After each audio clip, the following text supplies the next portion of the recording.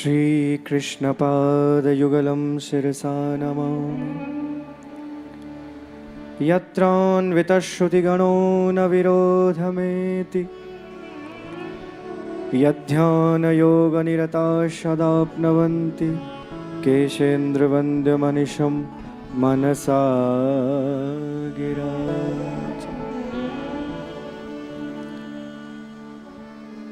बोले सर्वेश्वर भगवान की जय। श्री जानकीनाथ भगवान की जय। व्यासपीठ पर विराजमान व्यास स्वरूप श्री इंद्रेश जी महाराज, मंच पर विराजमान श्री नाभा पीठाधीश्वर श्री श्रुतीकृष्णदास जी महाराज,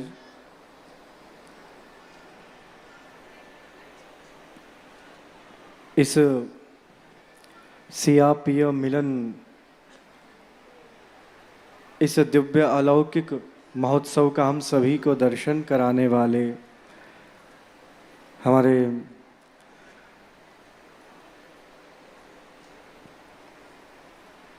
अब केवल मलूक पीठाधीश्वर ही नहीं, अभी तो हमारे राजस्थान का गौरव श्री अग्रदेवाचार्य प्रधान पीठ के भी पीठाधीश्वर श्री राजेंद्र देवाचार्य जी महाराज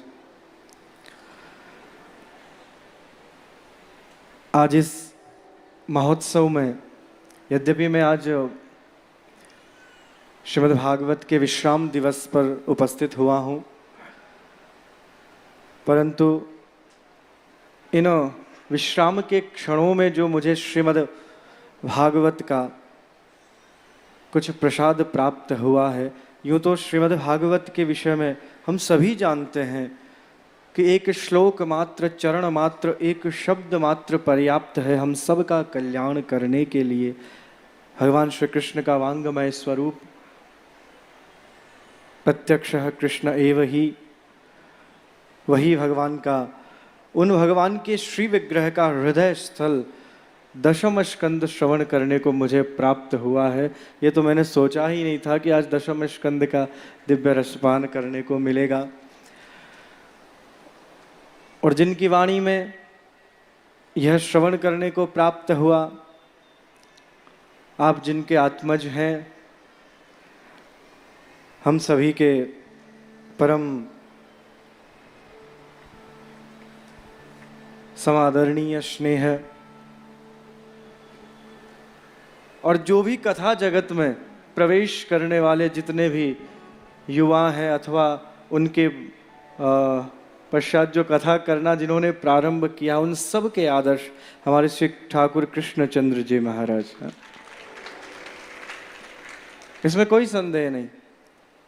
गृहस्थ परंपरा में श्रीमद् भागवत का आदर्श श्री कृष्णचंद्र जी ठाकुर जी, और विरक्त परंपरा में हमारे श्री राजेंद्र दास जी महाराज, इसमें कोई संदेह नहीं, कोई अतिशयोक्ति नहीं। और उन्हीं के कृपा पात्र, उन्हीं के आत्मज श्री इंद्रेश जी, आज मैं प्रथम बार आपसे आज मेरा मिलना हुआ है, और प्रथम बार आज मुझे आपकी वाणी का लाभ सुनने को प्राप्त हुआ है। तो मुझे कुछ क्षणों के लिए केवल मात्र आपके पिताश्री की ही स्मृति हो रही थी। उनकी वाणी का, उनकी कथा का मुझे लाभ मिला है। अपने श्री जी बड़ी कुंज में पिताश्री ने अनेक बार कथा की है, आपको बताया ही होगा। और जो अजमेर में हमारा निम्बार्क कोट मंदिर है, वहाँ पर भी पिताश्री के द्वारा बहुत दिव्य, जब हमारे आचार्य श्री विराजमान थे तो उन्हीं के सानिध्य में कथा श्रवण करने का हम सबको लाभ प्राप्त हुआ। तो वही मधुरता, वही सरसता आपकी वाणी में भी हम सभी को श्रवण करने को प्राप्त हो रही है।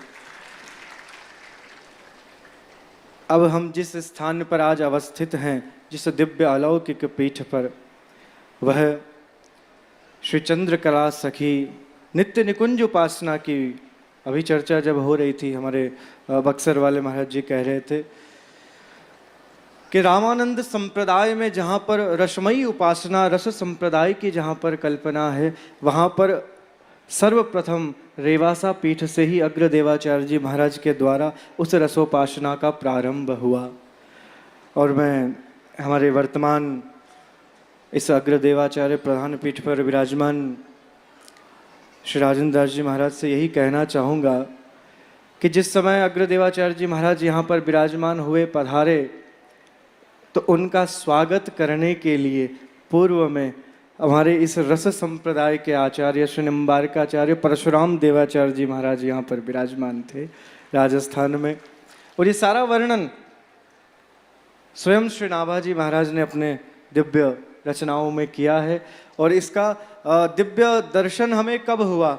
जब हमारे मलुक पीठाधीश्वर श्री महाराज जी की वाणी से निम्बार्क नगर में पूर्व प्रयाग कुंभ राज के समय जब भक्तमाल की कथा हम सब, मैंने कहा मेरा भाव है कि आपकी वाणी से भक्तमाल का दिव्य आयोजन हो, तो निम्बार्क नगर के उस दिव्य मंच पर आपकी वाणी से, और जब वो चरित्र सुनाया गया, तब किस प्रकार दोनों संप्रदाय के आचार्यों का दिव्य मिलन और जो परस्पर स्नेह, जो आत्मीय भाव, वो मुझे जानने को प्राप्त हुआ।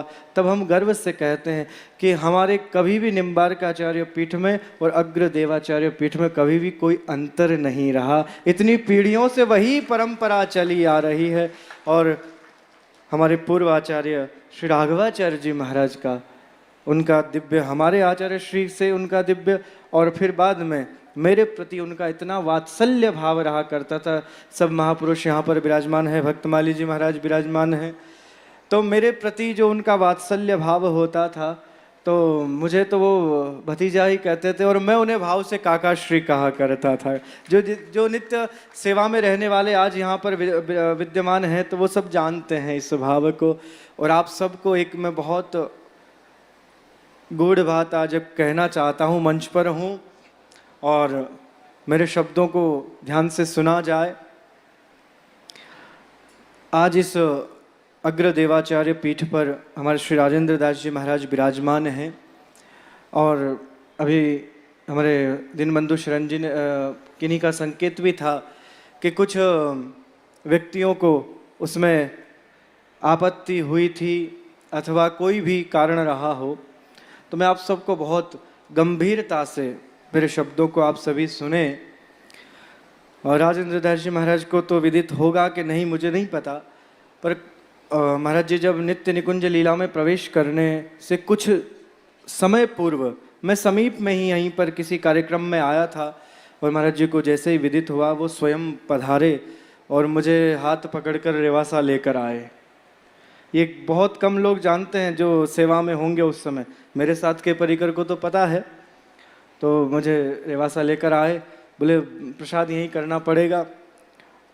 और हाँ, शायद पलसाना ही में आया था किसी कार्यक्रम में, आप तो थे साथ में, तो मुझे लेकर आए और फिर भगवत प्रसाद हुआ, खूब चर्चाएं हुई, फिर मुझे अपने कक्ष में लेकर गए। और फिर एकांत में जब हम दोनों ही वहाँ पर थे, तो जिस पत्र को आज समाज ने देखा है, जिस पत्र को आज आप सभी ने कानूनी तौर पर देखा होगा, उस पत्र को सबसे प्रथम देखने वाला मैं व्यक्ति था। और ये बात केवल घनश्याम जी तिवारी जानते हैं और एक मैं जानता हूँ कि महाराज जी ये निर्णय बहुत पूर्व में कर चुके थे, और राजेंद्र दास जी महाराज के लिए इस अग्रदेवाचार्य पीठ को वो बहुत पूर्व ही लिख चुके थे इस निर्णय को। ये बहुत गंभीर विषय है, मेरे शब्दों को हाँ आप सभी ध्यान से सुने। तो इस पर, इस निर्णय पर, इस विचार पर किसी भी प्रकार की शंका करना, हम हमारे पूर्वाचार्य श्री राघवाचार्य जी महाराज के प्रति हम अपना अपमान और अश्रद्धा समर्पित करते हैं, प्रदर्शित करते हैं। ये ध्यान रखिएगा, ये उनका स्वयं का निर्णय था, ये उनका विवेकपूर्ण निर्णय था, किसी कोई दबाव में नहीं थे, और इसका प्रत्यक्ष साक्षीदर्शी मैं स्वयं हूँ। बोले श्री राघवाचार्य जी महाराज की जय। अब मुझे नहीं पता कि ये वृत्तांत मुझे बताने का विषय श्री राजेंद्र दास जी महाराज को उन्होंने अवगत कराया कि नहीं कराया, पर हाँ तिवारी जी को ये विषय पता है। पर आज अभी तिवारी जी यहाँ उपस्थित नहीं है, तो इसमें किसी प्रकार का कोई मन में किसी के ये भाव नहीं रहना चाहिए कि कोई भी किसी लेश मात्र भी शंका नहीं। देखिए, ये निर्णय व्यक्ति विशेष के द्वारा निर्धारित नहीं होते हैं, ये स्वयं भगवान निर्णय करते हैं कि हमारी आचार्य पीठ पर कौन सुशोभित होगा, कौन विराजमान होगा। ये पौरुषेय निर्णय नहीं है, ये भगवत निर्णय है, ये भगवान का स्वयं का जब भाव होता है कि मुझे इनके द्वारा पीठ से मुझे सेवा प्राप्त करनी है, उन्हीं महापुरुषों को पीठ पर अवस्थित होना भगवत निर्णय से निर्णित होता है। तो इसलिए इस पर कोई किसी प्रकार की शंका नहीं करें। किसी को शंका हो तो निम्बार्काचार्य पीठ आ जाना, मैं सब अच्छे से और समझा दूंगा, कोई विषय नहीं है इसमें। और आज हम सभी को गर्व है, हमारे श्री राजेंद्र दास जी महाराज का मेरे जय से तो था ही, और मेरी भी निकटता थी, पर आप जब से रेवासा पधारे हैं तो ये निकटता और अधिक हो गई है, और सन्निकट आप आ गए हैं हमारे। और जिस अधिकार से श्री राघवाचार्य जी महाराज मुझे कुछ भी कार्य कहते थे अथवा कुछ भी बताते थे, आज वही अधिकार आपको भी प्राप्त है। आप निस्संकोच भाव से कभी भी कोई भी बात पीठ संबंधी कर सकते हैं, और मेरा भी अधिकार है कि मैं भी आपको कुछ भी कहने में समर्थ हूँ। और जो मैं जिन्हें काकाश्री कहता था, तो अब आप अनुज हो गए हैं मेरे। इस पीठ पर आप बाद में विराजमान हुए, और निम्बार्काचार्य पीठ की सेवा मुझे पूर्व में आपसे कुछ वर्ष पूर्व प्राप्त हुई है, इसलिए अब आज से आप हमारे अनुज हो गए हैं। यद्यपि अवस्था में हम सभी के आदरणीय हैं, पर हमारे विरक्त परंपराओं में जो संबंध बनते हैं वो वैराग्य से बनते हैं कि कौन कितना पूर्व में वैराग्य लेता है। सुरेंद्रदास जी महाराज विराजमान है, ऐसा ही होता है। तो आज मुझे बहुत प्रसन्नता है और गर्व है कि हमारी इस अग्र देवाचार्य पीठ पर कोई कौन शोभित हुआ है, तो स्वनाम धन्य, जिनकी वाणी को श्रवण करके सब कोई आनंदित हो जाते हैं। नित्य निकुंज भगवान की लीलाओं का रस पान करके आनंदित होकर आपकी वाणी का लाभ प्राप्त करते हैं। ऐसे श्री राजेंद्र देवाचार्य जी महाराज हमारे इस राजस्थान की इस अग्र देवाचार्य पीठ को सुशोभित कर रहे हैं। आज प्रथम पुण्य स्मरण हमारे पूर्वाचार्य श्री राघवाचार्य जी महाराज का, और उसी उपलक्ष्य में यह सीय पिय मिलन महोत्सव। यद्यपि मुझे पूर्व में ही उपस्थित रहना चाहिए था और सब व्यवस्थाओं में मुझे सम्मिलित रहना चाहिए था, पर हमारे गोवत्स श्री राधा कृष्ण जी ने सारे इस निर्वहन को, इस कार्य की इसको इतना सुलभ और सरस बना दिया, तो फिर हमें आवश्यकता ही नहीं पड़ी यहाँ आने की है। और वैसे भी भगवान की दिव्य जन्माष्टमी महोत्सव हम सभी मना ही रहे थे, और आप सभी जानते हैं कि आचार्य पीठ में किस प्रकार दिव्य जन्माष्टमी महोत्सव समायोजित होता है, कितने विशाल रूप में 7 दिवसीय जन्माष्टमी महोत्सव। तो मैं चाहूँगा कभी इंद्रेश जी उस महोत्सव में अपनी वाणी से भगवान श्री राधा माधव निम्बार्क भगवान की सेवा अवश्य करें, और ये सुअवसर बहुत शीघ्र आएगा। तो आज यहाँ पर हमारे श्री रेवासा धाम में, रहवासा धाम, इसका तो पूर्ववर्ती नाम ही यही है, रहवासा। जो यहाँ एक बार आ जाता है वास करने के लिए, वो यहीं का रह के रह जाता है, इसीलिए रहवासा, इसलिए रहवासा। तो अब मैं राजेंद्र दास जी महाराज से यही कहूँगा कि अब आप मलुक पीठ को समय कम दीजिए और अग्रदेवाचार्य पीठ को समय अधिक दीजिए। अब हम अधिकार से कह सकते हैं, पहले आप पर अधिकार नहीं था, अब अधिकार है हमारा। अब हम आपको अधिक यहीं राजस्थान में हमारे पास से रखेंगे। और यदा कदा निम्बार्काचार्य पीठ में राघवाचार्य जी महाराज स्वतः पधार जाया करते थे, बिना कभी किसी संकेत के। उधर कहीं से भी मार्ग में जा रहे हैं, कहीं कोई कार्यक्रम में पधारे हैं, तो पधारते वहीं भगवत प्रसाद, वही भाव और वही अधिकार आपका भी है। कभी भी आप आचार्य पीठ आप पधारे भी थे जब आचार्य श्री का परम धाम वास हुआ नित्य निकुंज लीबा प्रवेश के उपरांत आप कहीं कथा में थे, वहीं से हेलीकॉप्टर से आप पधारे आचार्य पीठ, तो आपका वही भाव है। और यहाँ जितने भी महापुरुष आज विराजमान हैं, उन सभी की वाणी का लाभ, उन सभी का दर्शन मुझे भी प्राप्त हुआ। भगवान श्री राधा कृष्ण की नित्य निकुंज की रसमयी उपासना का यह दिव्य वांगमय स्वरूप श्रीमद् भागवत, जिसका आश्रय लेकर ही हम सब तर सकते हैं, ये हम सब ने अभी कथा विश्राम के समय श्रवण किया। मैं भगवान श्री राधा माधव, भगवान श्री जानकी नाथ के चरणों में यही अभ्यर्थना करता हूँ कि हमारी यह अग्र देवाचार्य पीठ और उस पर विराजमान वर्तमान जगत गुरु श्री राजेंद्र देवाचार्य जी महाराज, हम सभी को इस प्रकार अपनी वाणी का लाभ देते हुए हम सबके साथ में सभी भगवत जनों का मार्गदर्शन करते रहें। यही वचनों के साथ, यही मंगलमय भावों के साथ मैं अपनी वाणी को विराम देता हूँ। बोले सर्वेश्वर भगवान की, श्री जानकीनाथ भगवान की, श्री भागवत भगवान की जय। जय जय श्री राधे।